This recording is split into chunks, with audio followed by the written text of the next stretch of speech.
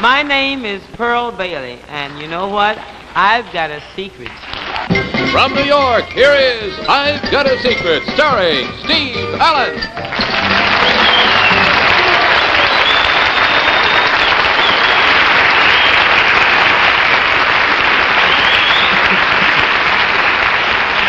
Thanks very much. Good evening and welcome indeed to another edition of I've Got a Secret. And now that you've met our special guest for the evening, Pearl Bailey, we'll meet, of course, the members of our panel, who are, as usual, Betsy Palmer and Bill Cullen, Bess Meyerson, Henry Morgan, and that's the panel.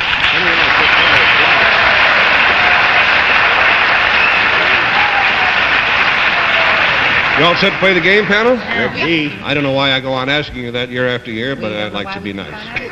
May we have our first contestant then, please?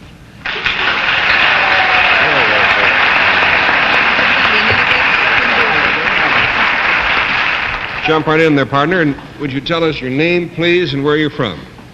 My name is Milton Barrett. I come from New York. Milton Barrett. Panel, from New York City. Milton, how old are you? 11. Now, if you'll whisper to me, we'll show the audience just what your secret is.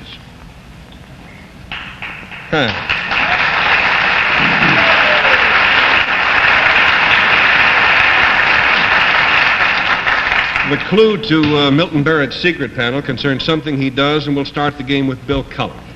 Milton, this thing you do, does it entertain people? Yes. Do you do it in public before a group of people? Yes. Is it musical in any sense of the word? No. Yes. Well, there is a peripheral tangential connection. I've been talking to John Daly, folks. I want you to know. Would you put that back in my terms? I want another show. Do you sing at all, Milton? No. Do you dance at all? Yes. Let me clarify that musical thing, Bill. There is a little music sometimes going on, but it's not really vitally important to the secret. Oh, I see. But you do this in front of people and entertain them, Milton. Is that correct? Yes. $20 down, 60 to go. Bess? Milton, are you now in a show? Right now? Yes. No. I don't know. This minute? Now, wait a moment. That's his way of saying you call this a show? No, Milton, I don't mean right this moment, but I mean in the evenings, for example. Do you perform? Yes. Yeah, it's not strictly a show, but it's kind of a performance. Well, I just wanted to know if perhaps you were starring on Broadway in some kind of play. No. No. Do you do this at school? No. You do this after hours? Yes. And do you get paid when you do this? Yes and no. Do you do this with other young people? Yes. Did you have $40 down. Henry Morgan? Milton, are you going to do it with other people tonight? Yes. Should I spend more time on the other people or just find out what it is? Just find out what it is.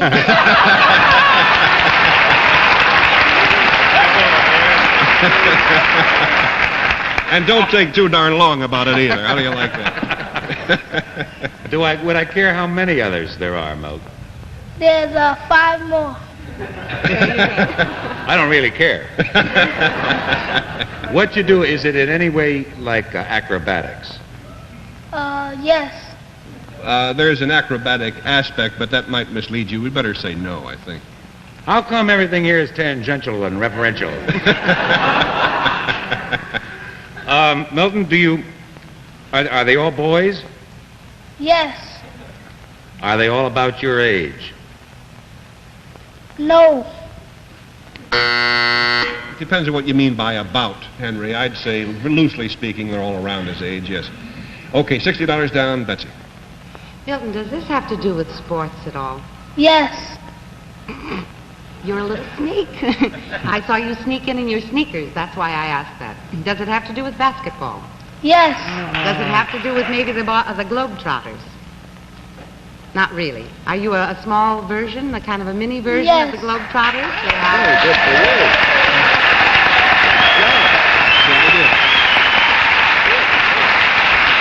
Milton Barrett is indeed quite a remarkable young man. For 3 years now, in other words, since he was 8 years old, he has spent most of his after-school hours traveling with a group of young men giving exhibitions of their skills as professional basketball players.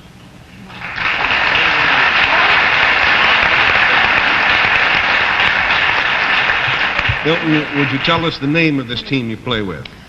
The name of the team is the Edgies Whiz Kids. And what does Edgies mean? It's a building called the Education Allowance, but we call it the Edgies for short. That's right. And where do you put on your exhibitions? All over the country. Well, if you want to help yourself to our little basketball court over here, Milton, we'll see you in just a moment. I'll explain while he's getting ready to play that the kids, as he says, not only put on these exhibitions, but they also play in a regular league. Now, out of the last 125 games, they have only succeeded in winning all of them. But they're going to try to improve on that a little bit. They're going to beat them even worse than they have been up to now. They play in an organization, as he mentioned, called the Education Alliance. That's what Edgies means. And all of the money that these young ball handlers make goes right back to supporting after-school activities at their community center here in town. So we'll open the curtains now and meet all of the Edgies Whiz Kids. Here they are.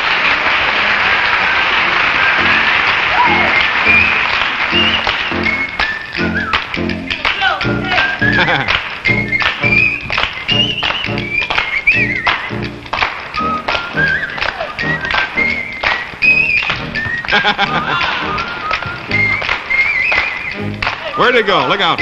Where's that ball?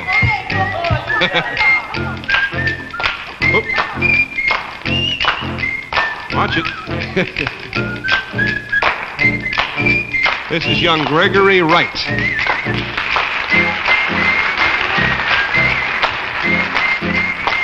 And this is Harvey Davies. And this young man is Ivory Daniels. Next, a little fancy ball handling by Otto Gomez.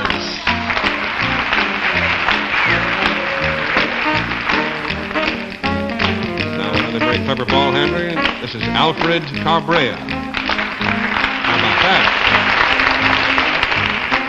Watch it. Hey there. And now young Milton Barrett again with a little fancy dribbling exhibition.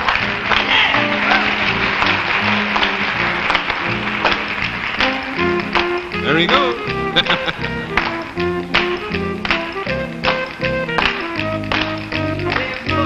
Ball spins.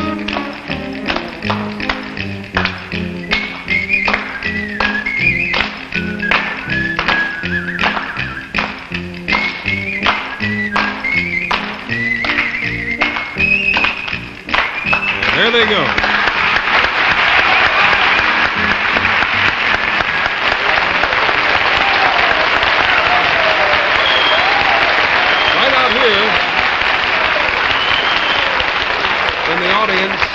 In the audience, we have the coach of this team, Mr. Sal Lane, who's done a great job. Coach, take him out.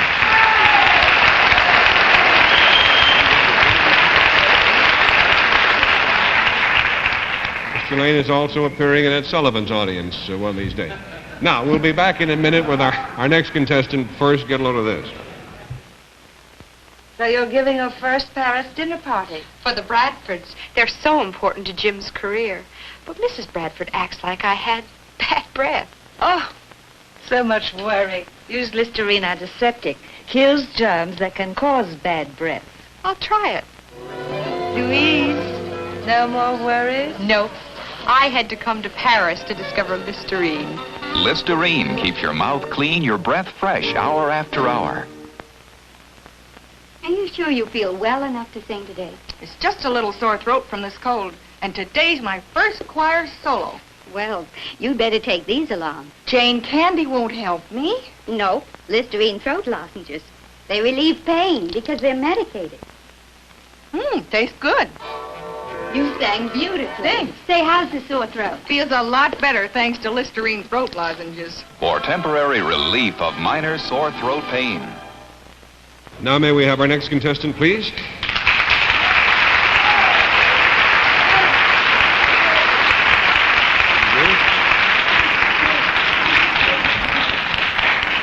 There you are. Nice to have you with us, sir.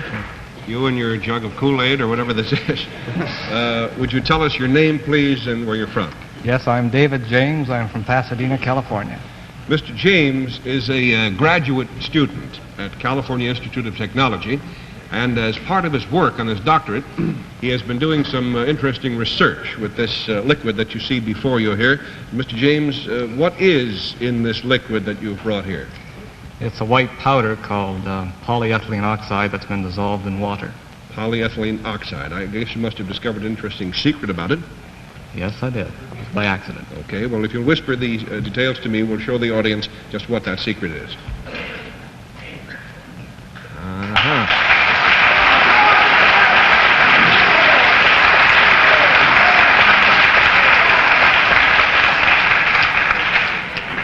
The clue panel to Mr. James' secret concerns this liquid, which isn't much of a clue now that I think of it, but we'll start the game with Betsy Palmer. David, is this beaker of water ever touched by humans? The liquid itself? No, not really. In other words, what it does, that it does it not to a human being, but to some inert object? Well, it doesn't really do much to anything yet that we know about. It's But irrelevant. it causes a change to come about of some sort? Yes, it does. Would you say that this object is mechanical? Yes. Something that you would have in your laboratory much more than you would have in your home? I didn't mean that kind of mechanical. I think you probably better take a no on mechanical in the sense Yes. that you mean it and that I'm thinking of it. Well, I was thinking of maybe like an automobile or an airplane or something No, like no, that. not- No. But would you find it in the home? No, I don't think so. Would you find it out of doors? When you say it, what do you mean, Betsy? This object, that it does something to? It doesn't do anything to any object much. I thought you does said it? that. Not really. No. But you found something that happens. Well, does it have to do with the color of it? No, it doesn't. $20 down. This is kind of a tough one, Bill. I have it. You What have. is it? The University, Caltech has developed a synthetic martini. King size. Wishful thinking. Actually, wishful drinking, Bill, I think is what it is. Are we trying to determine what makes that liquid different than another liquid? Is that exactly? Is that what we're going for? Yes. And it has certain properties that we hope to be able to find out here That's tonight. correct. Is that right? It doesn't do anything to anything. Not in that sense. When you use it? In other words, do you do something with it? Yes. Put it in something. Is that a fair assumption? Yes. In the strict sense, it is put into something. Yes. It's put into this thing right here. $40 down. Bess. Mr. James, is it a conductor of some sort when the polyethylene oxide is added? You're thinking about an electrical conductor? Yes. No. Now, when this oxide is added, it changes the quality of the water. Does it have to do with the weight? No. Does it have to do with the fact that it can support weight? No. Does it at any point change from liquid into solid? Does it anything along in that direction? Yes. There's a kind of a connection there. Henry, $60. In order for it to change to a solid, do you have to bring some... What's the finger for? She said in connection with changing to a solid. Oh. Then with this... It doesn't change into a solid. All right. Does this liquid change into anything itself? No. Then would you call it a catalyst? No. What would you call it? Well, now, if you said, I'm going back to the first questioning, then was it used on something else? Forget that tag. Okay, but when Bess said change into a solid, you said, yes, something does, but not this liquid. Well, I meant the questioning could be pursued along that line. You mean as far as you care? That's right. No, in the technical sense, it could be, yes. Then should I ask what, you must use something in connection with this to produce yes. something else? Yes, I'm going to use something else. Oh, okay. Now, do you have a powder, for example, or... No, the powder's already in All there. right. Well, as I mentioned, panel, this is an awfully difficult secret to have gotten. Like many great discoveries, Mr. James's discovery came about through a mistake. And also, like many other discoveries, for the moment, he really doesn't know what the heck to do with this liquid. If you have any ideas, we'll be glad to hear about them. Nevertheless, it is quite a fascinating liquid because, unlike anything else that I know of anyway, this liquid can run uphill. How about that?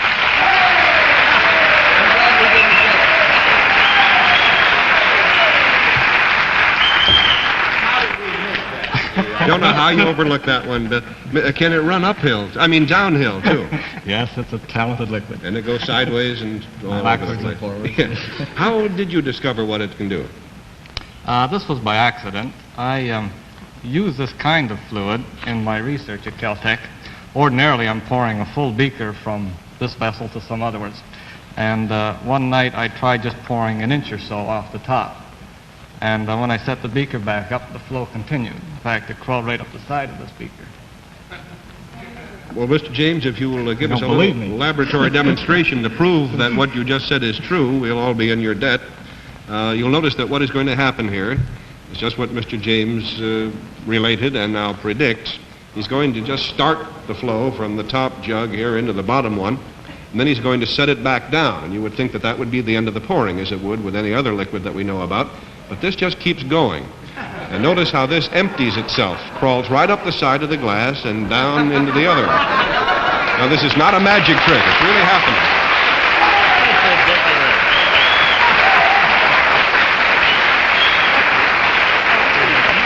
Still going on. Mr. James, have you figured out why it does what it does? Yeah, there's several reasons to explain it. One is that the polymer molecules, if you could look at them at the microscopic level, would appear like very long spaghetti noodles. And in fact, they're so long they become entangled with one another. And they also entrap a lot of water. So once you can start this entangled chain going over the side, they pull more of the molecules over with them, you see, and the water along with it. And they'll continue to flow this way. Why did it stop? Oh, well, when this distance gets too high, there's too much stress on the chain, and it breaks. But earlier this afternoon, when Mr. James showed it to us, it kept going very close down to the bottom. The thing just kept pouring out. But he warned me when I handled the beaker at one time. He said, whatever you do, he said, don't slosh it around, and spill a little, because once it starts going over the edge, you can't stop it. Well, Mr. James, we thank you very much. Are there any practical uses, seriously, that you think might be in the offing? No, we haven't found one yet. Well, it's a perfectly wonderful, useless liquid. We'll call it that for the moment. And if you ever figure out how to use it, please let us know. We'll tell everybody. In the meantime, thanks so much for joining us tonight.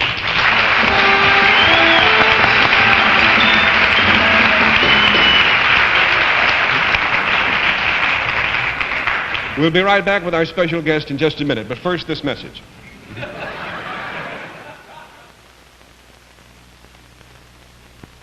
Poor George.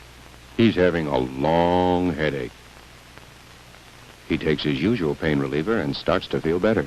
But sometimes the old standby just isn't enough. So wham, George's headache comes back. You know how some headaches seem to go on and on and on till you need a couple more tablets? This is new Vanquish. It helps you have a wonderful headache. The short headache. Vanquish is formulated to bring you more relief action than the pain reliever you're probably using. And Vanquish has a specific ingredient that acts upon a major factor in most headache pain, pressure on vascular nerves. So with Vanquish, your headache shouldn't come back. That's the short headache. If you must have a headache, remember the short headache. With Vanquish, your headache shouldn't come back. Don't you have better things to do than worry about a headache all day long? Now, as advertised, it's time to meet our special guest for the evening, one of America's truly great entertainers. Just finished co-hosting the Mike Douglas Show in Philadelphia for a week, and is about to start a cross-country tour, going to Denver, I understand, on January the 29th. Here is the wonderful Miss Pearl Bailey.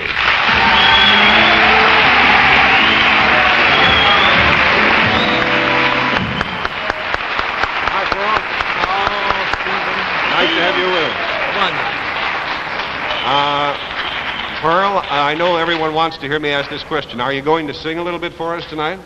Well, I'm a little tired for that. A little too tired, huh? Yes. Well, I hope you're not too tired to play the game, and if you're not, then by whispering to me, we'll show the audience at home just what your secret is, okay? How about that, Jim? Well, now, wait a minute. How are you going to do that? Oh, I see, yeah.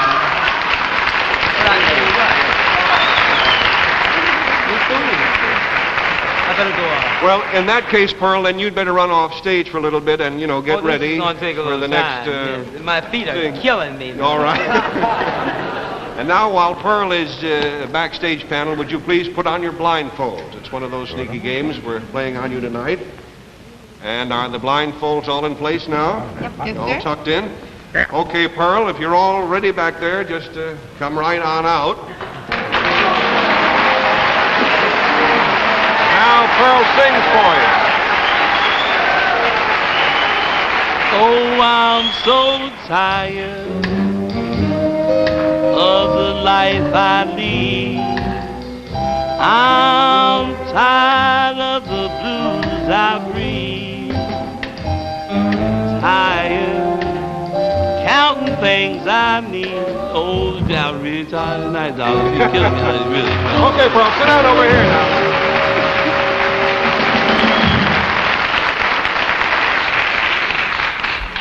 You're too much. Now, panel, the clue to Pearl Bailey's secret concerns something she's doing, I guess I'll put it that way. And we'll start the game with Henry Morgan.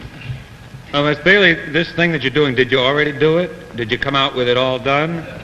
Oh, well, I would say, yes. Is it something you're wearing? Oh, well, no. Well, between now and when we last saw you, you made some change because the audience laughed. Did you take something off?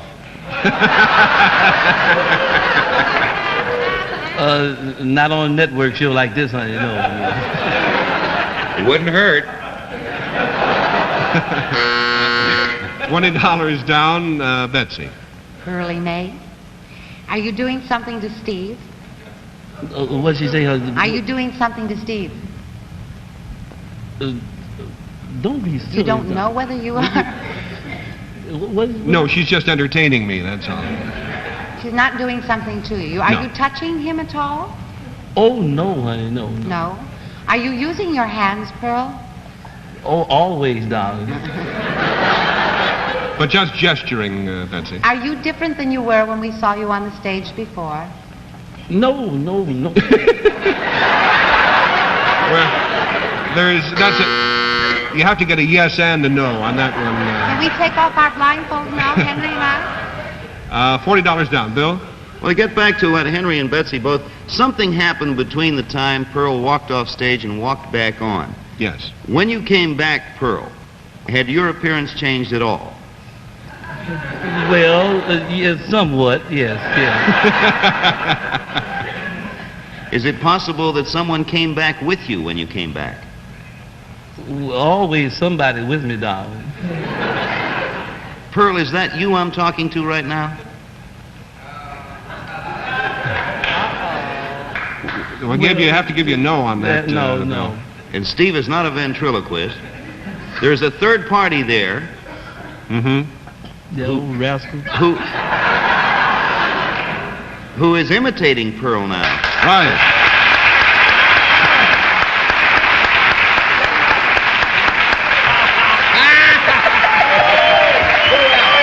That's right. I'd like all of you to say hello to a wonderful comedian and impersonator, Mr. George Kirby, ladies and gentlemen.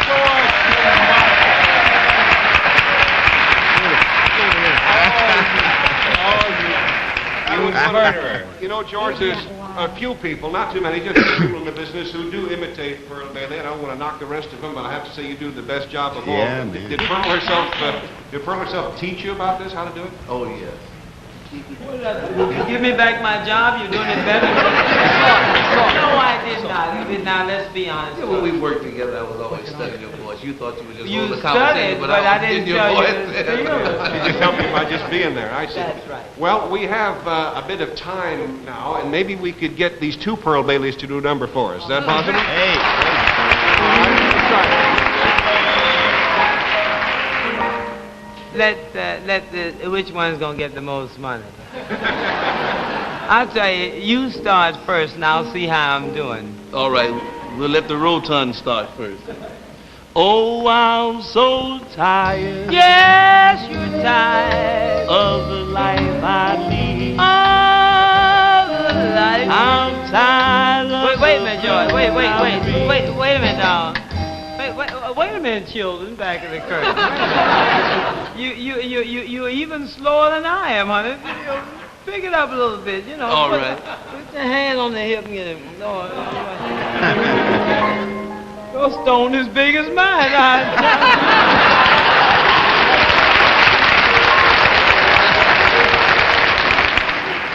Okay, ready? Oh, I'm so tired. You're tired of the life I lead. Why do you lead that life? I'm tired of the blues I breathe. Don't breathe the blues. Tired counting things I need. Why?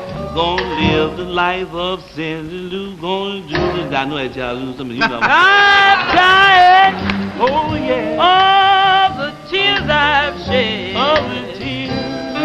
Tired of living in the red. Tired. Don't scream in my ear like that, George. No. I'm gonna cut out white, and that's the truth. If you step on my feet, I'll kill you on that phone. I should have a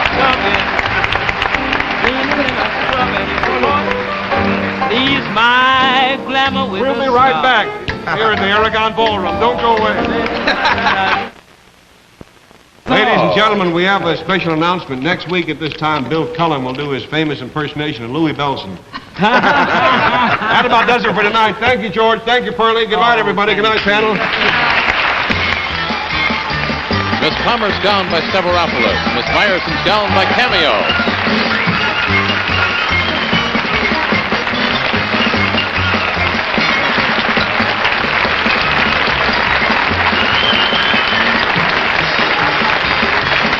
This program was pre-recorded. This is John Cadden speaking.